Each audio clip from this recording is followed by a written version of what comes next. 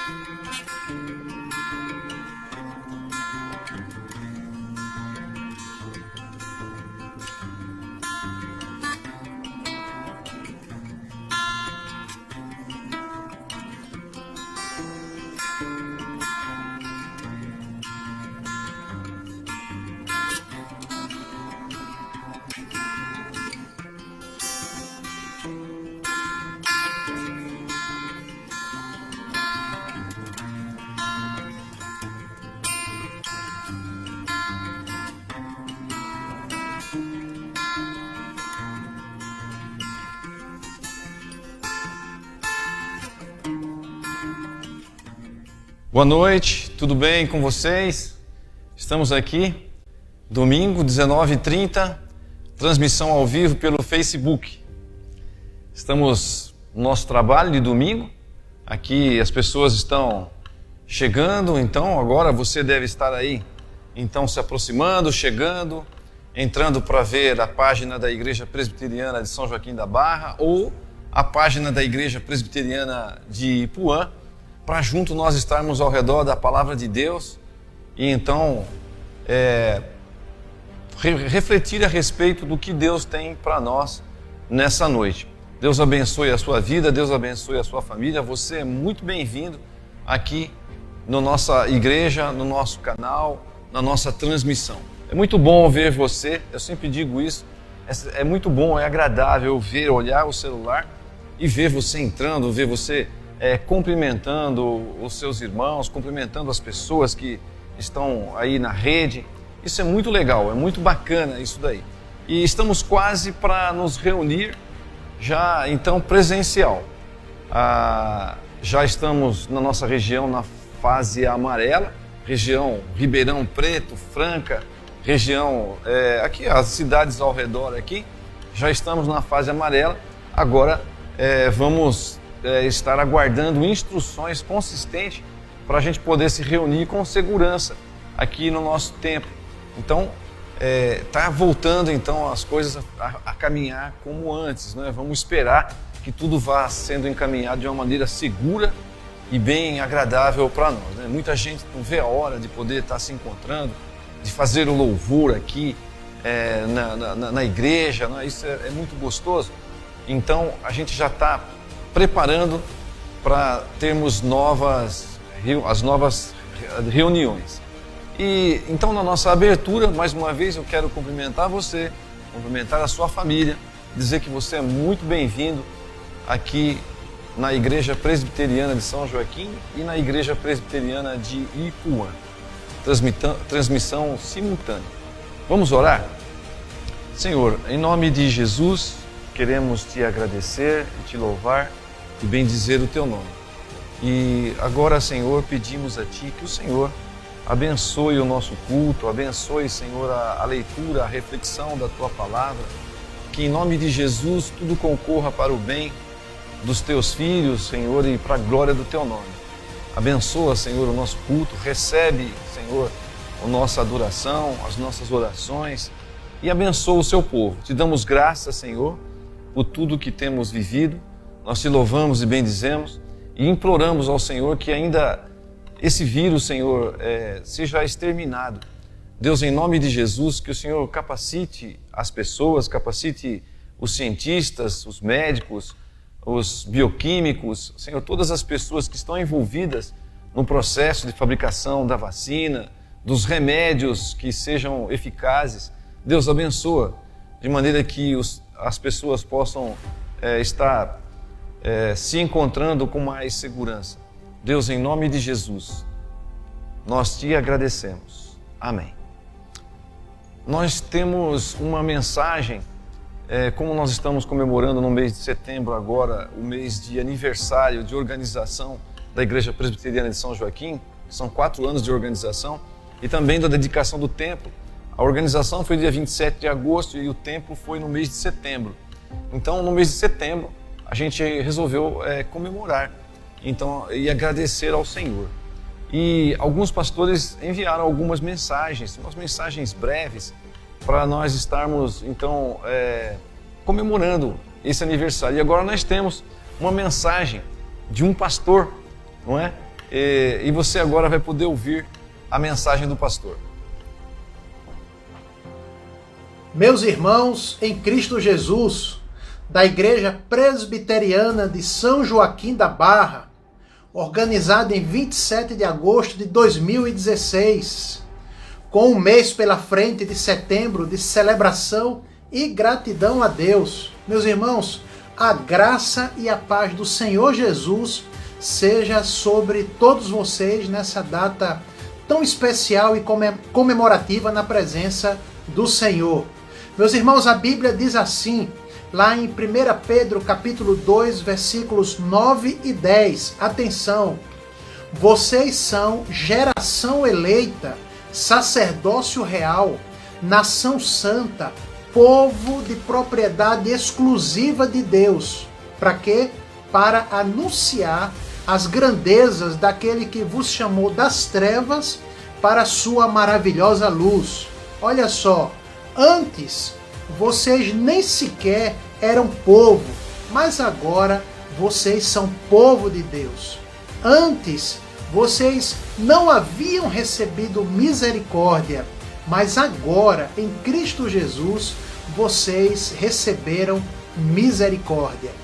Vai aqui um grande abraço da Igreja Presbiteriana do Jardim Aeroporto, aqui em Itu, do reverendo Marco André Oliveira Salles, desse que vos fala, e que recebeu esse honroso convite para mandar essa saudação, encaminhar essa mensagem de gratidão a Deus por essa porta aberta aí na cidade para a proclamação do Evangelho e para a honra e para a glória do nosso Deus.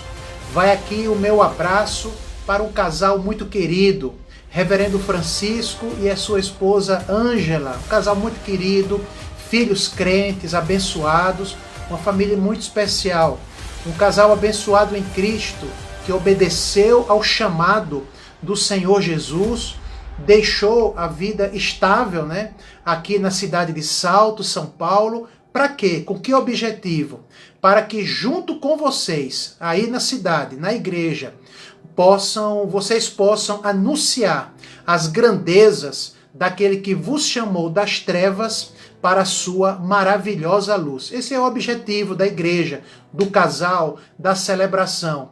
Ao longo desse mês, irmãos, agradeçam ao Pai, agradeçam a Deus por essa porta que se abriu para a proclamação do Evangelho em tão pouco tempo. Agradeçam.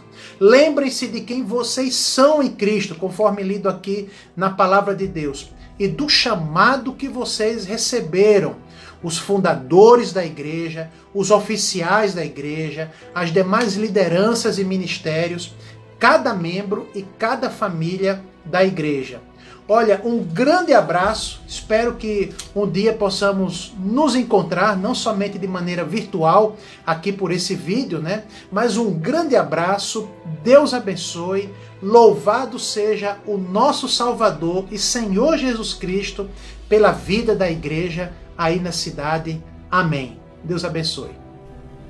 Então você agora pôde ouvir a mensagem do meu colega, pastor, amigo, o reverendo Marco André de Oliveira Salles, lá da Igreja Presbiteriana do Jardim Aeroporto de Itu. Então ele gentilmente e com muita alegria ele fez esse vídeo para nós, e Deus abençoe a igreja, a irmã. Vamos louvar ao Senhor?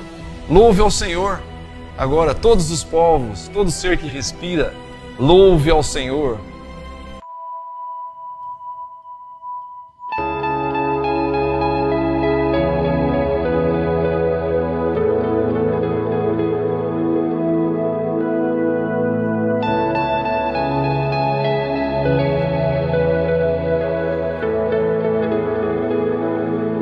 Deus enviou seu Filho amado para morrer em meu lugar, na cruz sofrer por meus pecados, mas o seu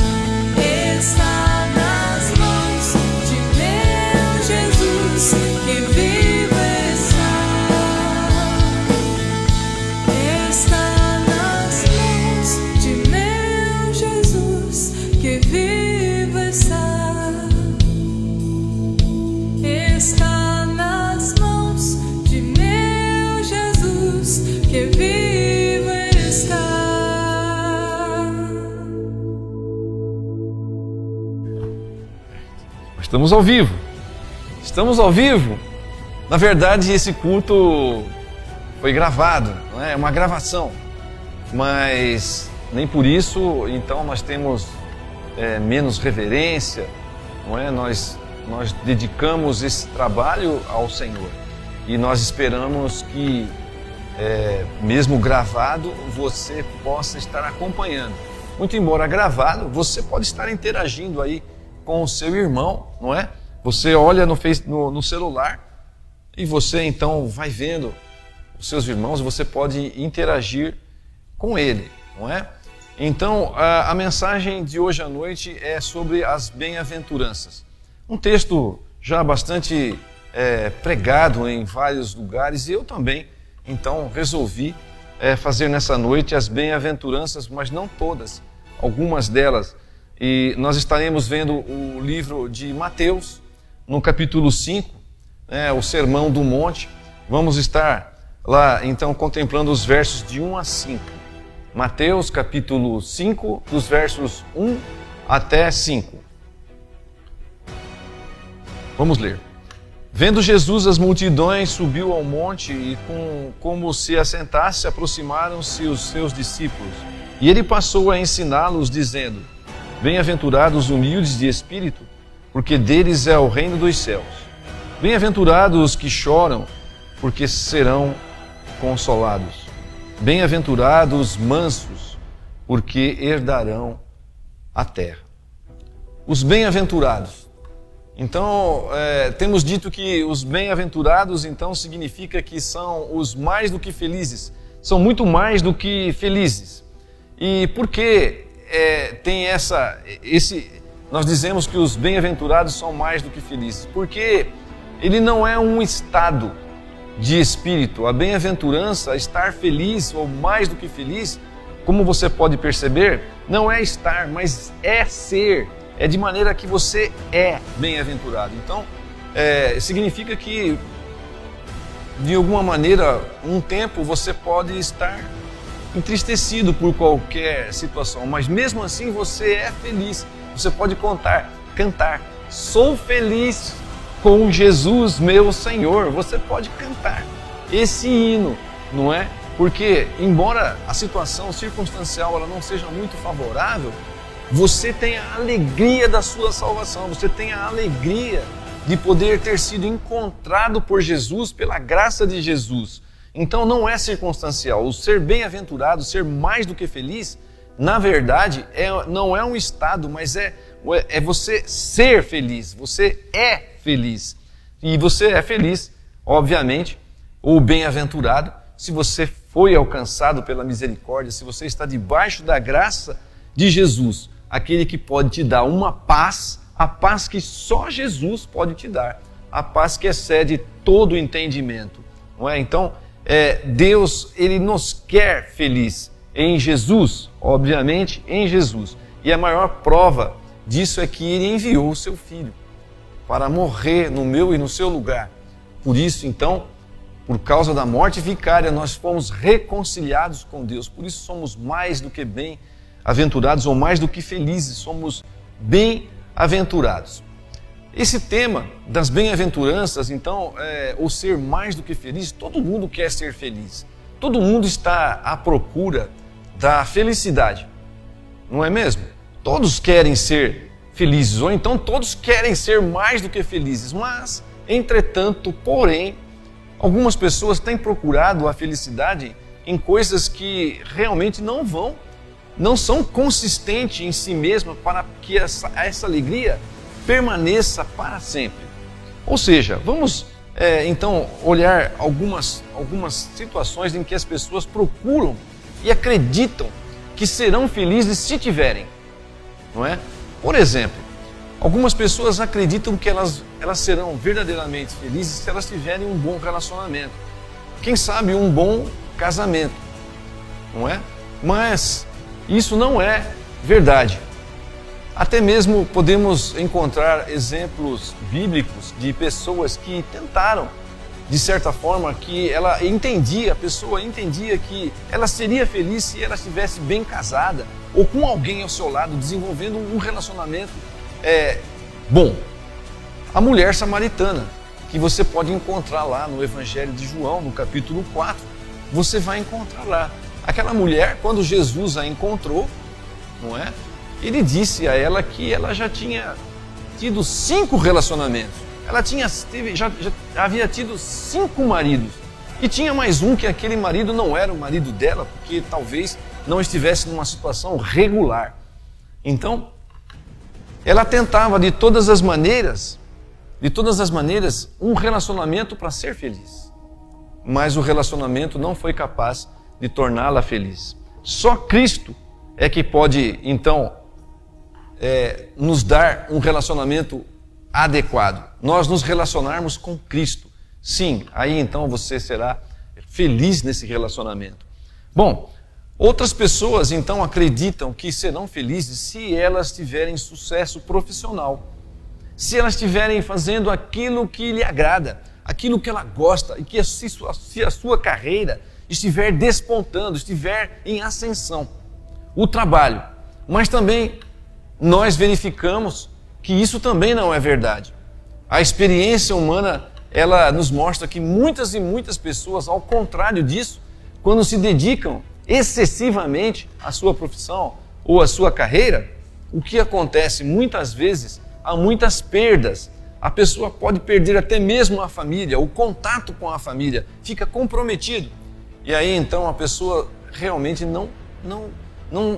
acaba não sendo feliz de verdade com a sua ideia de que uma carreira bem-sucedida poderia lhe trazer a verdadeira felicidade. Ela poderia então ser um homem ou uma mulher bem-sucedida, mas em uma família totalmente destruída.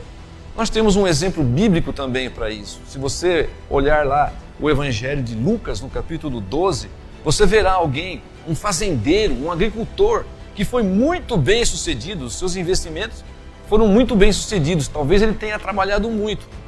E ele então trabalhou muito e foi muito bem sucedido, as suas propriedades lhe renderam muitos frutos, e ele então disse que ainda trabalharia ainda mais. Ele derrubaria os seus celeiros e construiria outros celeiros muito maiores para acomodar toda a produção. E aí ele disse, aí sim eu serei feliz. Então eu direi à minha alma, agora descansa e goza de tudo isso. Mas Jesus disse a ele que louco, hoje, essa noite mesmo, pedirão a tua alma. Então, isso quer dizer que o trabalho é bom, nós devemos nos dedicar ao trabalho, mas devemos ter sempre um ponto de equilíbrio nisso tudo, não é? E em terceiro lugar, pode ser que algumas pessoas tenham tentado encontrar a felicidade ou uma alegria, e aí sim então dispensa até exemplos, nas drogas, não é? As drogas são coisas assim de momento mesmo, então é um momento que a pessoa fica sem dor, vamos dizer assim, não é? Mas ela cobra muito caro na vida e a pessoa perde tudo mesmo quando ela vai nessa rota, vai por esse caminho, então tentando achar que vai ser feliz se estiver nesse caminho de drogas, não é? Bom, segundo o texto que nós lemos aí, nós podemos concluir que a verdadeira felicidade, ela está em abraçar o que Deus aprova. É assim que nós vamos ser verdadeiramente felizes, se nós abraçarmos o que Deus aprova. Então, o primeiro ponto que eu quero destacar aqui é, quando sou pobre, aí então é que eu sou rico. Parece algo assim, desconexo, né? Quando sou pobre, é que realmente eu sou rico. Parece uma contradição. O mundo não anda nessa direção, obviamente. Quando se trata do poder econômico, quando se trata de dinheiro, o mundo realmente ele não anda nessa direção. Muitas pessoas acreditam até que se ter muito dinheiro, então será muito feliz. Outros até dizem assim, dinheiro não traz felicidades, né, ou felicidade, manda buscar. Mas isso também não é verdade, é só um ditado popular, mas é uma falsa ideia de que se você for um milionário, então você será verdadeiramente feliz. há muitos milionários que não saem dos gabinetes dos psiquiatras ou dos psicólogos. Então, ele não traz a satisfação, e muito pelo contrário. A Bíblia diz que algumas pessoas buscando riquezas, atraem para si muitas dores. E ela diz até que o amor ao dinheiro, ele é a raiz de todos os males. Você pode ver isso lá em 1 Timóteo, capítulo 6, verso número 10. Também não quero dizer aqui que nós somos contra, então, aqueles que estão abastados ou ricos, né? Ou que ser rico é pecado. De maneira alguma nós dizemos tal absurdo. Muitos homens na história da Bíblia, eles eram homens prósperos. Jó era um homem próspero. Salomão era um rei muito próspero. E assim outras pessoas, homens de Deus, né, e que possuíam muitos bens. E nós mesmo conhecemos pessoas que são detentoras de um bom capital, que são homens e mulheres generosos para com o reino de Deus. Então não se trata disso. O que se trata é, de fato, o amor ao dinheiro. Achar que o dinheiro é o fim de todas as coisas. A felicidade não está na abundância de bens. Bom, então, vamos para o texto. Indo para o texto, então, nos versos número 1 até o verso número 3, e mais especificamente, então, no verso número 3, nós podemos ler e lembrar dos versos número 1, no qual diz que ele subiu ao monte e como se assentasse. Jesus aí, no caso, ele assumiu uma posição de rabino. Jesus era um mestre e ele então subiu ao monte, em um lugar mais elevado, e como se assentasse então para ensinar os seus discípulos. E aqueles discípulos mais chegados, então se aproximaram para receber o ensino. E ele começou então a ensinar e falando exatamente o verso número 3, a primeira bem-aventurança. Bem-aventurados os humildes de espírito, porque deles é o reino dos céus. Bom, o que significa ser bem-aventurado os humildes de espírito? Humildes. Essa palavra poderia ser traduzida como pobre, porque é exatamente essa ideia de que dá o texto grego. Uma pessoa pobre. Mas a palavra que eles utilizaram ali, ela não é pobre no sentido de que a pessoa tem, por exemplo, apenas o básico. Não é esse tipo de pobreza que essa palavra ela se traduz. A palavra grega é pitokos. Essa palavra grega, então, como eu disse, ela é muito mais pobre do que aquela pessoa que tem o básico. Ela não tem nada. Ela é miserável. É isso o que significa humildes nesse texto que Jesus colocou aqui no idioma grego. Quer dar esse sentido, que a pessoa não tem nenhum bem mesmo, ela é totalmente miserável. Então, ele está dizendo aqui que as pessoas, eu vou trocar de humildes para pobre. Os bem-aventurados são os pobres de espírito. São esses o que são verdadeiramente pobres. Jesus estava dizendo aqui que é aquela pessoa que se apresenta diante de Deus como que totalmente dependente das mãos e das benesses de Deus. Ela está confiada não em qualquer mérito seu, não em qualquer coisa, porque ela sabe que se apresenta diante de Deus sem ter nada para apresentar diante de Deus. É uma pessoa totalmente incapaz de produzir algum bem espiritual.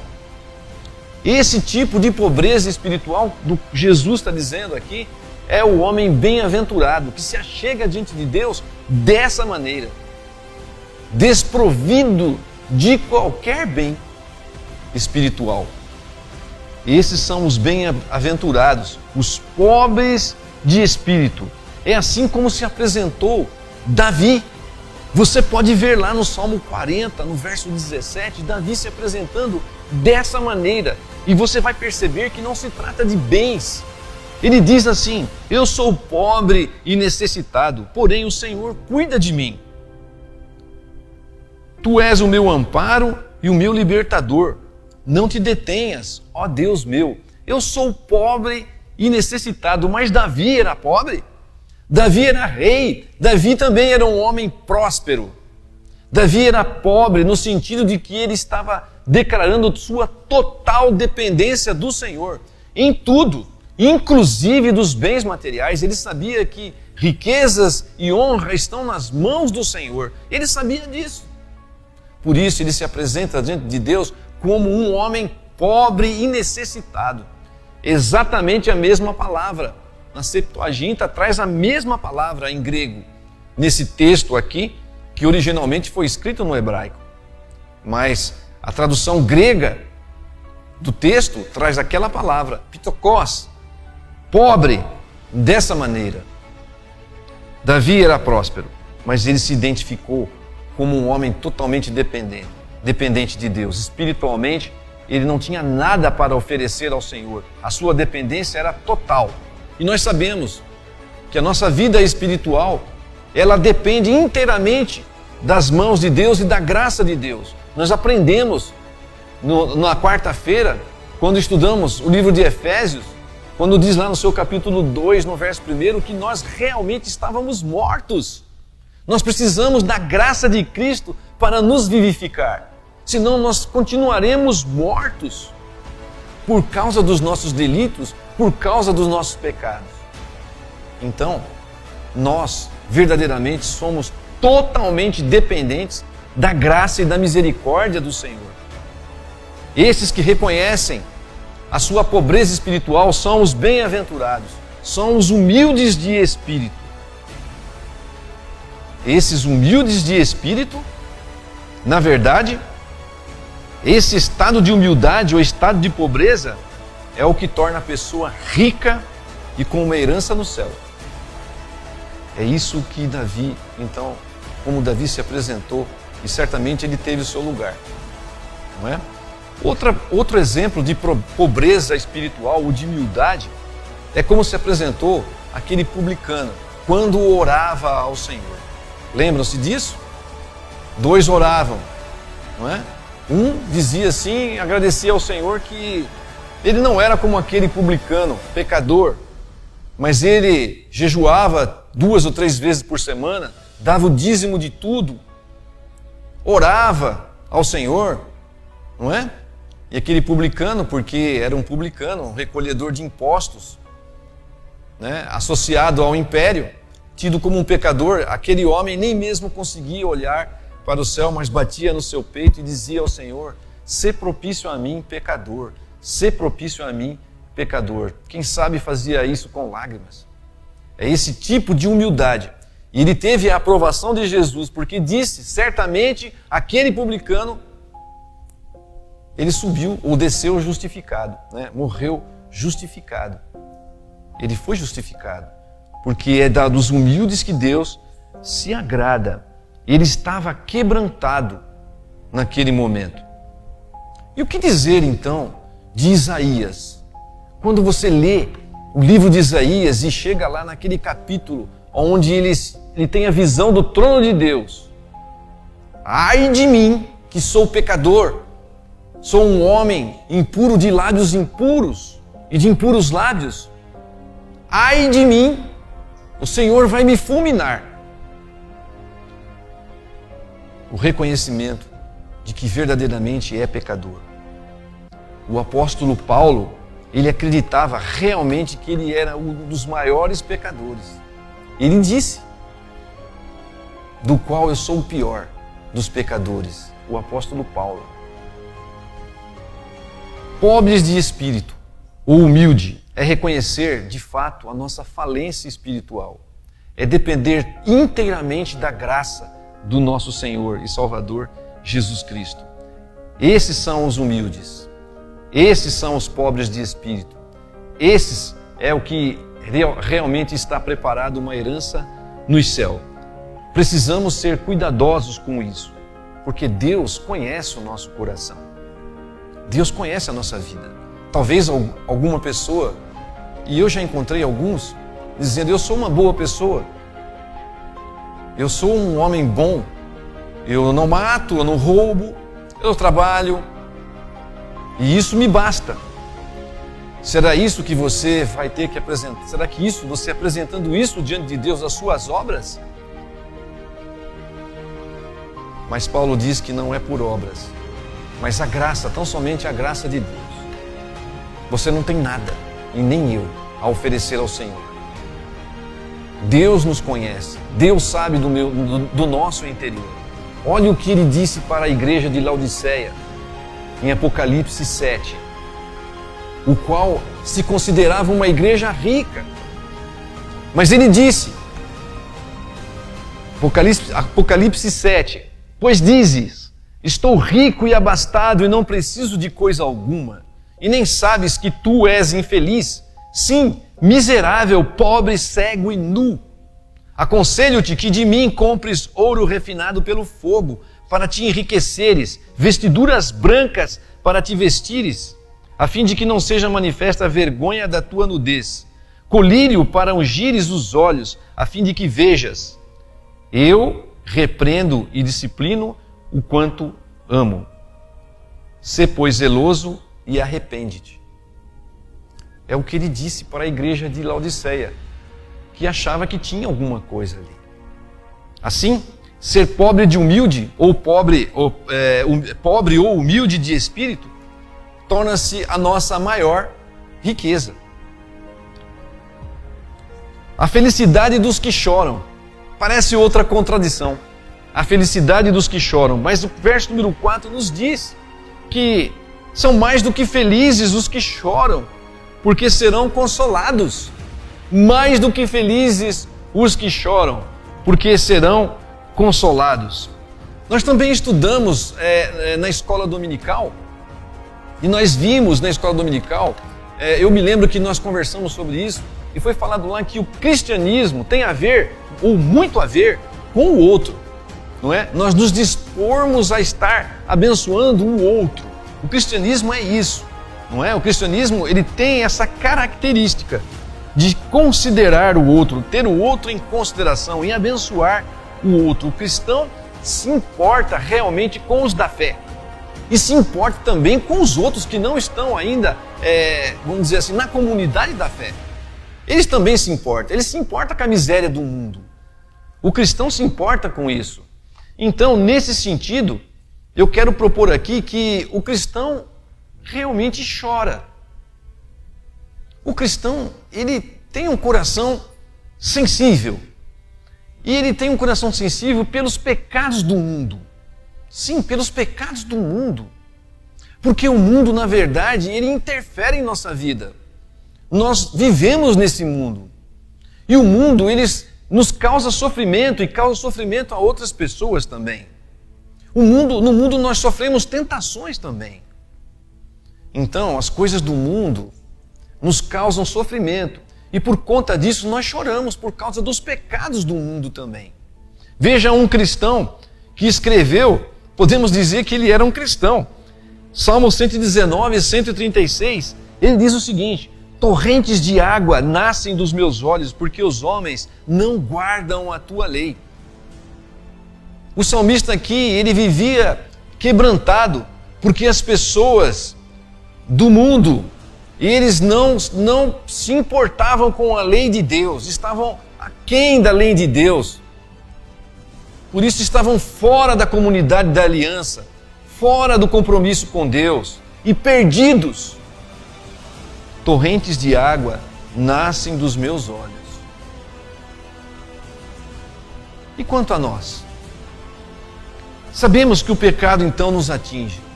É verdade, mas você tem sofrido por isso? Por causa da maldade dos homens? Por causa da miséria que está ao nosso redor? Você não precisa ir muito longe. Jesus chorou quando ele esteve diante da sepultura de Lázaro.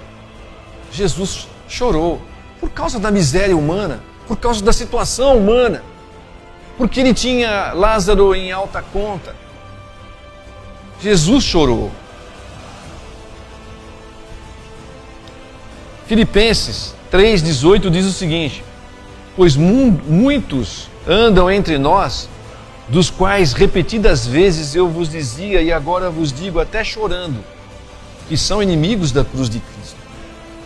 Paulo chorou por causa dos inimigos da cruz de Cristo, por aqueles que uma vez estiveram na igreja, mas agora fazem oposição aos cristãos, fazem oposição à igreja constituída. Paulo chorou por essas pessoas, por aqueles que blasfemavam, por aqueles que passaram a ter uma outra interpretação doutrinária e seguiram os seus próprios conselhos e agora fazem frente aos irmãos. Paulo chorou por esses.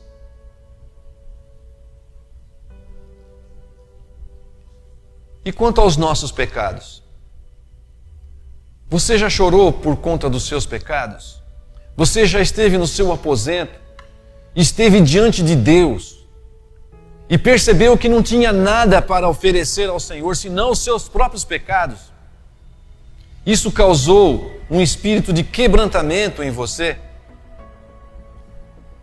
Na história do povo de Deus, no livro de Esdras, capítulo 10, verso 1, nós encontramos: enquanto Esdras orava e fazia confissão, chorando, prostrado diante da casa de Deus, ajuntou-se a ele de Israel muito grande congregação de homens, e mulheres e de crianças, pois o povo chorava com grande choro, porque a lei estava sendo ali revelada, e eles confessavam os seus pecados chorando, quebrantados por causa da sua miséria de pecados.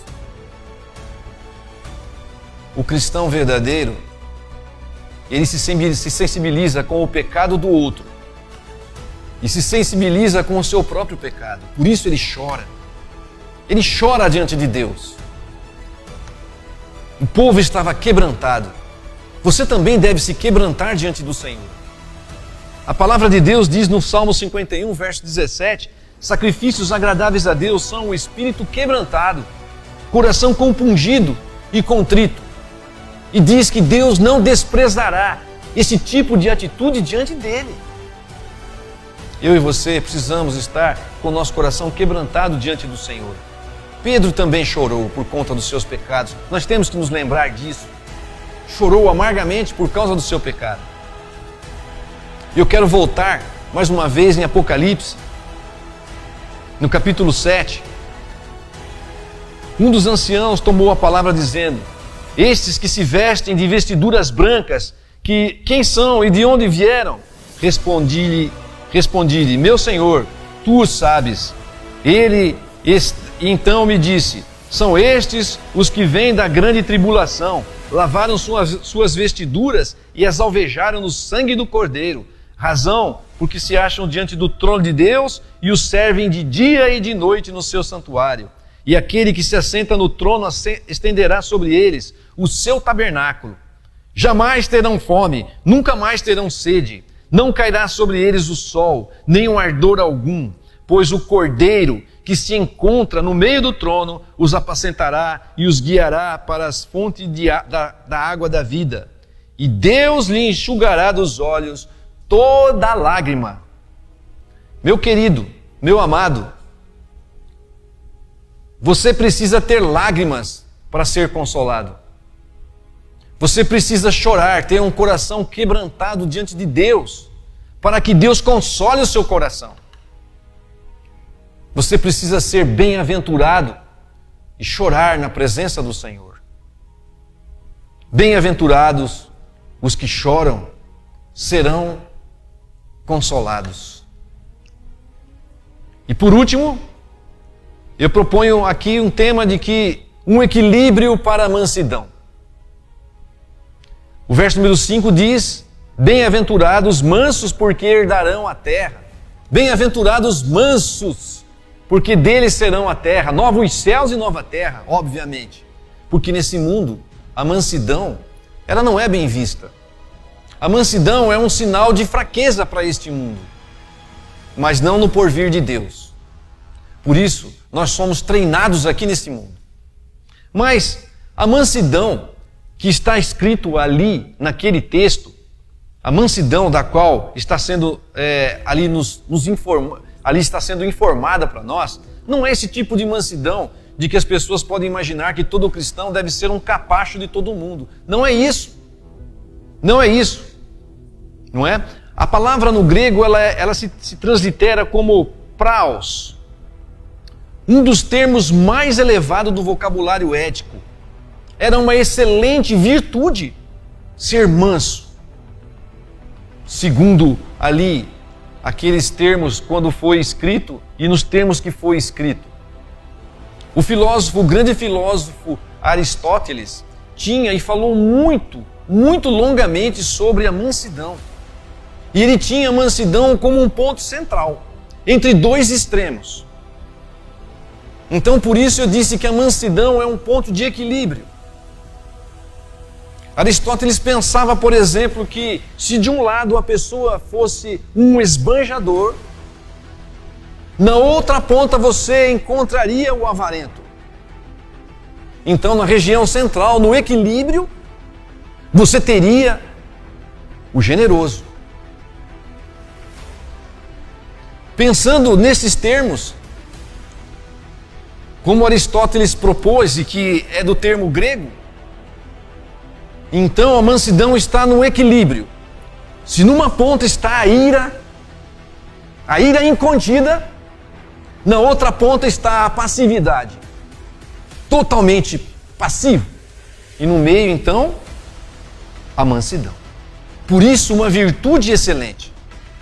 Nós poderíamos aqui dizer que o bem-aventurado, se me permitem, o bem-aventurado, o homem que sabe zangar-se na hora certa e que nunca se zanga quando não é o caso. Bem-aventurado os mansos. A palavra de Deus é maravilhosa. Ela enche o nosso coração. Ela enche a nossa vida de instrução e de segurança para andarmos como Deus aprova. Ser manso, portanto, é ter o caráter de Jesus.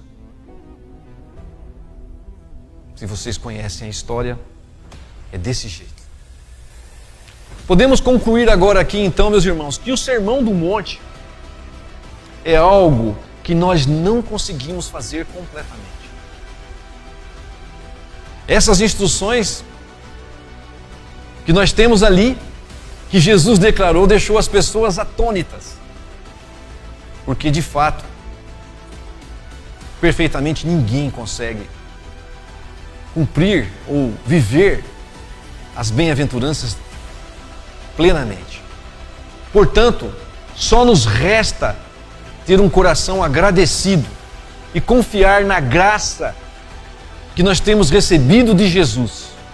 E assim nos humilharmos diante dele e chorarmos diante dele para que ele possa nos dar um coração manso. É isso que nós temos que fazer. Agradecer ao Senhor, se humilhar diante da presença do Senhor e chorar diante dele e pedir a ele que nos dê um coração manso. Deus abençoe a igreja. Vamos orar? Senhor, em nome de Jesus, nós queremos te agradecer pela beleza, pela segurança da tua palavra. Queremos te agradecer, Senhor, porque o Senhor nos alcançou com a tua graça maravilhosa. E nós estamos diante do Senhor, louvando e bendizendo o teu nome, porque a tua graça nos comprou para si mesmo. Louvado seja o Senhor. Grande é o Senhor. Maravilhoso é o Senhor. Deus eterno, Deus poderoso. A sua majestade se estende sobre todo o universo. Louvado seja o teu nome. Deus, muito obrigado por esse tempo que passamos aqui. Louvado seja o Senhor. Ajuda-nos a termos um coração humilde na tua presença, Senhor, sempre. Ajuda-nos, Senhor, a estarmos cada vez mais sendo sensíveis ao Senhor e à sua palavra. Senhor, e estar sendo quebrantado pelo Senhor. Quebrantado, Senhor, por conta dos pecados dos homens. Quebrantado, Senhor, pelos nossos próprios pecados, Senhor. Deus, nos ajuda a desenvolvermos um coração manso na tua presença e sermos agradáveis ao Senhor. Tem misericórdia de nós, Senhor, e cuida da tua igreja. Abençoa a tua igreja, Senhor. Dá uma noite abençoada, uma noite reparadora de sono. E amanhã um novo dia para a glória do teu nome. Isso nós te louvamos e bendizemos em nome de Jesus. Amém. Muito bem, estamos chegando ao final do nosso culto de adoração ao Senhor. Deus abençoe a sua vida. Espero vê-lo mais em breve, na quarta-feira, às 19h30. Estamos lá desenvolvendo o estudo do livro de Efésios. Tem sido uma bênção, não é? Tem tido alguns problemas na transmissão, mas se a transmissão, porventura, ela vier a cair, mas não desista não vá embora, espere um pouco, o Heitor fica correndo lá, ele consegue resolver a situação, às vezes dá uns minutinhos ali, você fica ali conversando, vai tomar uma aguinha, não é? E volte aqui com a gente, não fique desanimado não, porque a sua presença, ela é muito importante para nós, tá bom? Deus abençoe a sua vida. Tenha uma boa noite e até quarta-feira, se Deus quiser. Obrigada, Senhor, pela tua graça que nos alcança.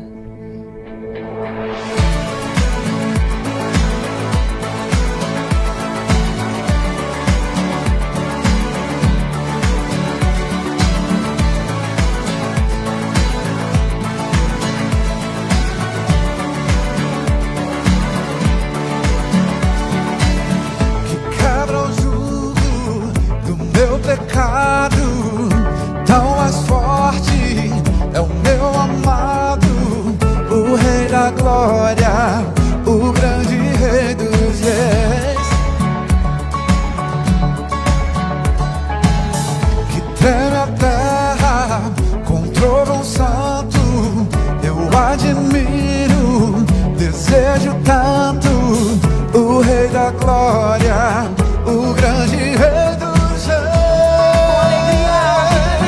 oh, que tremenda graça, oh, que infalível amor, tomou o meu lugar, a minha cruz levou, entregou sua vida, estou liberto enfim.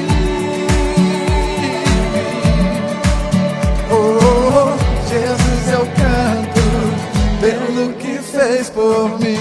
Aí onde você está, você pode cantar com alegria ao Senhor, com palmas também.